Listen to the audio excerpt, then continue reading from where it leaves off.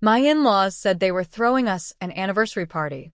When we showed up, it was a vow renewal ceremony, scripted by them. My mother-in-law took the mic and said, "We all know who's made the real sacrifices in this marriage." She started reading a letter she wrote to my husband about how he could do better. I walked out. 2 weeks later, I hosted my own party, just friends. No family, no pressure. She showed up at the door. I closed it without saying a word. My name's Heather. I'm 39, live in Springfield, Missouri, and for a long time, I thought I was married into a regular family. A little pushy, sure, but nothing I couldn't deal with. I've been married to Josh since I was 24. We met in college, hit it off fast. He was sweet, hardworking, and had that quiet kind of loyalty. I loved him. Still do in some way. But I've learned love doesn't mean you have to let people walk all over you. Josh's mom, Diane, was always involved. Overly involved. She called him every single day. She'd make comments about our house, how I cooked, how I dressed. I never gave her a reason to hate me, but I could tell early on she didn't like that I had a mind of my own. I never fought with her. I kept it polite. I smiled, nodded, let her feel important. I tried. For years, I tried. Now let me take you back to last fall. We were coming up on our 15-year anniversary. That felt huge to me. We'd been through a lot. Job losses, health scares, money struggles. I thought we'd earned a little peace. I told Josh I just wanted to go out to dinner, maybe a weekend away, just the two of us. But then Diane called. She said she wanted to throw us a party. Just family and close friends, she said. You two deserve it. I was cautious, but Josh was touched. He said, let her do something nice for once. I didn't want to start another fight, so I agreed. She said she booked the community center on the edge of town. She was handling everything. I offered to help, but she brushed me off. The night of the party, Josh and I got dressed up, me in a navy dress, him in a clean button-up and slacks. I was still nervous, but I wanted to believe this was going to be okay. We pulled into the parking lot and saw at least 50 cars. I asked Josh, did she say how many people were coming? He said, she told me 25. We walked in. There were decorations everywhere. White and gold balloons, roses, candles. A freaking arch with lights. It looked like a wedding. I felt my stomach twist. There were printed programs on every chair. Heather and Josh. 15 years of love. Inside were little sections. Welcome, vow renewal, special readings, closing prayer. I turned to Josh. Did you know about this? He looked just as shocked as me. No. I thought this was just a dinner. Before we could even sit down, Diane grabbed the mic at the front of the room. She had on a lavender dress and pearls, like she was the one getting honored. She started talking. Tonight, we're here to celebrate a man who's given his all to his marriage. She didn't mention me. Josh has worked hard, kept his promises, and held his family together, even when others didn't appreciate it. People shifted in their seats. It was quiet. I felt frozen. Then she said, I wrote something. A letter to my son. I hope you'll all listen. She pulled out a folded paper and started reading it like it was a eulogy. She said things like, you've always been the one to compromise. You gave up dreams so someone else could chase theirs. Some women don't see how lucky they are. I couldn't breathe. It felt like the walls were closing in. I looked at Josh. He wasn't saying anything, just standing there, staring at her. She finished the letter and smiled, like she'd just done something beautiful. People clapped. Some gave these half-hearted chuckles. A few looked uncomfortable. I stood up, didn't say a word. I walked down the aisle between the chairs, past the arch, through the front doors. I didn't run. I just walked. Calm. Got in my car. Drove home. Sat in the driveway for a while, trying not to scream. When I got inside, I went to the bathroom, locked the door, and cried. I cried the kind of cry that empties you out. Josh came home around midnight. He looked like hell. He said, I didn't know. I swear. I'm so sorry. I said, you didn't stop her. He said, I froze. I didn't know what to do. We didn't talk about it again for days. I couldn't look at him the same after that. Not because he planned it, but because he let it happen. 2 weeks later, I planned a party of my own. I didn't call it an anniversary. I just called it just us. I invited my friends, people who've been there for me, my coworkers, old college friends, my sister. No in-laws. No family pressure. I ordered food from my favorite place, bought a few bottles of wine, and lit candles all over the house. It was peaceful. It felt like breathing again. People came. We laughed. We danced. We told stories. Then the doorbell rang. I opened it. It was Diane. She was standing there with a pie in her hands. Some strawberry thing. She had this fake smile on her face. She said, "I thought I'd stop by." I didn't speak. I looked her in the eyes. And I closed the door. Hard. She didn't ring it again. That was just the beginning. After that night, something in me changed. I wasn't trying to keep the peace anymore. I wasn't going to pretend that what Diane did was okay, or that Josh standing there like a statue hadn't hurt me more than I could explain. He kept trying to move on like nothing happened. That bothered me the most. 3 days after my party, he asked, "Are you really not going to talk to my mom?" I just looked at him. "Would you?" He didn't answer. Instead, he mumbled, "She didn't mean to humiliate you." I laughed. "She printed programs, Josh."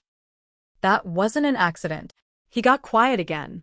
That's what he did, go quiet when things got real. But Diane? She didn't stay quiet. I started getting texts. First from her. Then from his aunt. Then from his cousin. All with the same tone. She meant well. "You embarrassed the family. You made her cry." Cry? The woman who stood up in front of 50 people and listed my supposed failures made herself cry? I blocked every number that sent me a guilt message. Diane included. Then came the kicker. Josh came home one night, dropped his keys on the counter, and said, "My mom wants to do family counseling." I turned around. "Excuse me?" She said she's willing to sit down with you. Try to make peace. I stared at him. "Josh, I don't want peace. I want space." He said, "She's trying." I said, "No. She's trying to control the fallout." He got defensive. Said I was being stubborn. Said I was the one holding on to the past. That night, I moved into the guest room. The silence between us grew louder every day. He started sleeping at his brother's place a few nights a week. Said he needed time to think. I didn't argue. And then something else happened. At work, a coworker pulled me aside. Her name's Elisa. We're friendly but not close. She looked nervous. "I probably shouldn't tell you this," she said, "but your mother-in-law posted about you on Facebook." My heart dropped. I don't follow Diane online. I can't stomach her fake inspirational quotes or her humble brags. But now I had to look. I logged into a burner account I use for recipe groups and found her page. She wrote a long post. Public. "It breaks my heart to see my son suffer. He deserves someone who lifts him up, not someone who walks out on him during a celebration." Some women forget what marriage really means. Over 100 comments. Most were family friends, Church people. neighbors. Some called me selfish. Some said I must be having an affair. Some said they were praying for Josh. One even said, "That poor man. He needs a strong woman, not a bitter one." I felt sick. This wasn't just about a ruined party anymore. She was trying to ruin me. I took screenshots. Every comment. Every word. I didn't respond. Not yet. But I started planning. My revenge wasn't going to be loud. It wasn't going to be messy.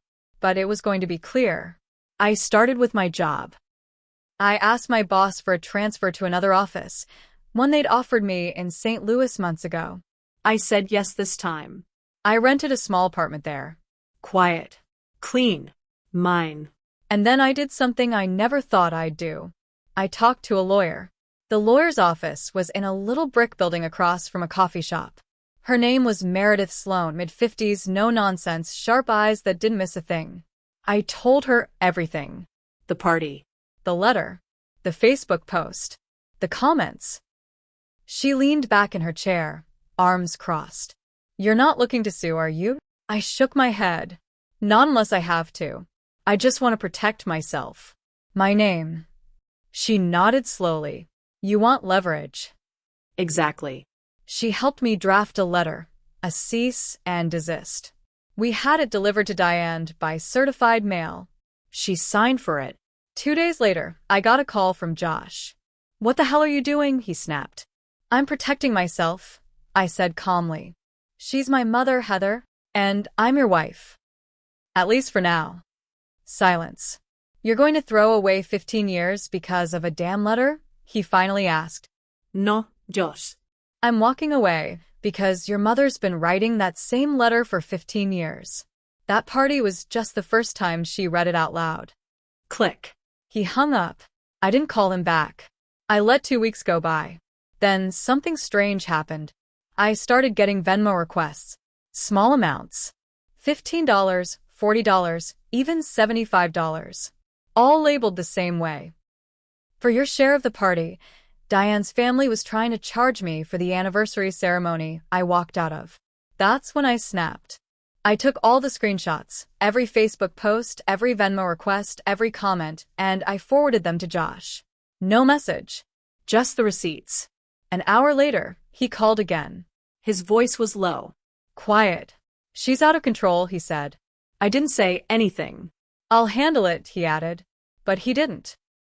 Because that weekend, Diane showed up at my new apartment in St. Louis. I hadn't given her the address. She must have found it through Josh, or worse, followed me. She knocked for almost 10 minutes straight. I didn't open the door. She started yelling. Heather, you're tearing this family apart. Josh is miserable. This is your doing. I sat on the floor in my hallway, just out of sight, listening. Then her voice changed. Softer. Manipulative. I can fix this. I'll delete the post. I'll make a new one. I'll tell people I misunderstood.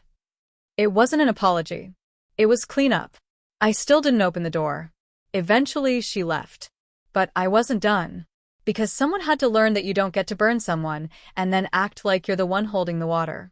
After Diane showed up at my apartment, I knew I couldn't wait for Josh to do the right thing. He wasn't going to. I was tired of being quiet.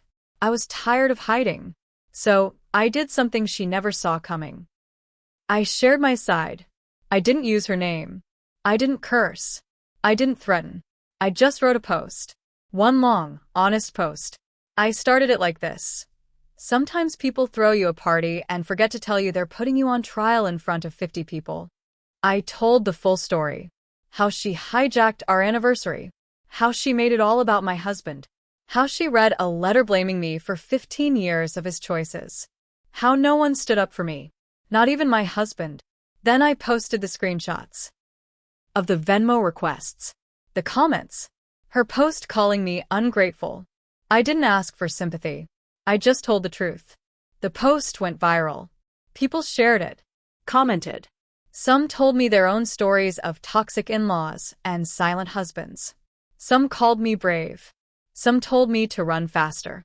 But the best part? Her friends saw it. The same church people who told her she was doing the Lord's work suddenly went quiet. A few even messaged me privately, saying they were ashamed they believed her version first.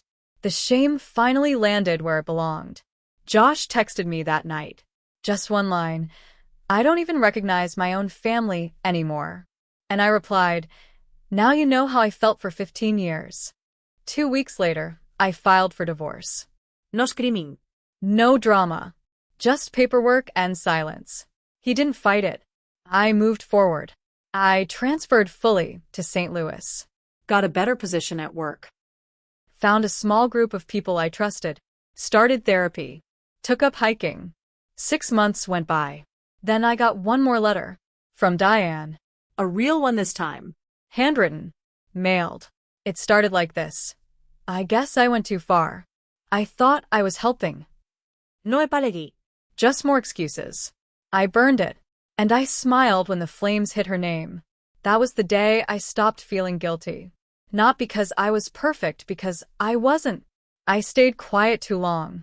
I put up with too much. I should have spoken up years ago. I let them treat me like furniture in my own marriage. But now? Now, I don't let anyone speak for me. Not my ex. Not his mother. Not anyone. My silence used to be protection. Now it's power. And sometimes the best revenge is living exactly how they swore you never could, on your own, happy and free.